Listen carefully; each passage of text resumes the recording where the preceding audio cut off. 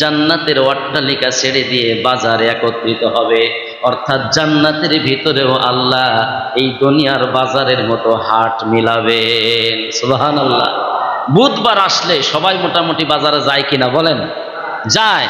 জান্নাতি মানুষের একটা হাটের দিন থাকবে, সেই দিনটার নাম হলো ইয়াউমুল জুমআ, শুক্রবার। জোরে কোন সুবহান। জান্নাতের বাসিন্দারা জান্নাতের ভিতরে শুক্রবারে হাটের ভিতরে মিলিত হবে, একত্রিত হবে।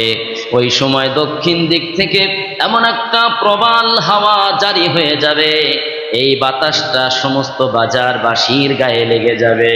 তখন তারা দিন শেষে যখন আবার বাড়িতে ফিরে আসবে, জান্নাতের ভিতরে যেই তার ঘরে রমণী ছিল, স্ত্রী ছিল, তারা বলবে, তুমি গিয়েছিলে, এমন কি চেহারা ছিল, আর বাজার থেকে ফিরে আসলা, হাজার লক্ষ গুণ চেহারা আল্লাহ তোমার বৃদ্ধি করে দিয়েছে।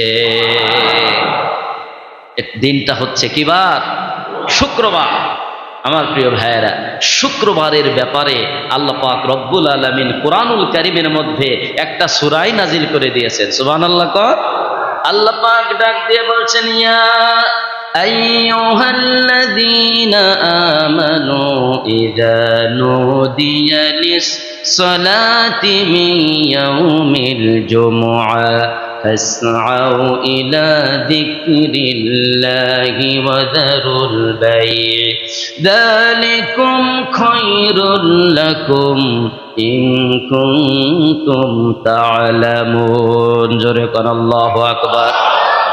ইয়া আইয়ুহাল্লাযীনা আমানু, ও হাদ বিলিভ দ্যাট, ও যারা ঈমানদার তোমরা শোনো, ইযা নুদিয়া লিস-সালাতি মিন ইয়াউমিল জুমআ, জুমার দিনের আজান যখন হয়ে যাবে তোমাদের কানে, জুমার নামাজের আজান তোমাদের কানে পৌঁছে যাবে, ফাসআউ ইলা যিকরিল্লাহি ওয়া যারুল বাই', বেচা বিক্রি, কলকারখানা, সমস্ত ব্যস্ততা পিছনে ফেলে দিয়ে ফাসআউ ইলা যিকরিল্লাহ, জুমার সালাত আদায়ের জন্য মসজিদ পানে দৌড় শুরু করে দাও।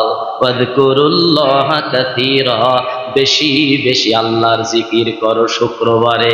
লা ইলাহা ইল্লাল্লাহ, লা ইলাহা ইল্লাল্লাহ মুহাম্মাদুর রাসূলুল্লাহ লাআল্লাকুম তুফলিহুন। বেশি জিকির করলে সফল করে দিবেন কে? আমার প্রিয় ভাইরা, আল্লাহ পাক এই আয়াতের দ্বারা বোঝাচ্ছে জুমার আজান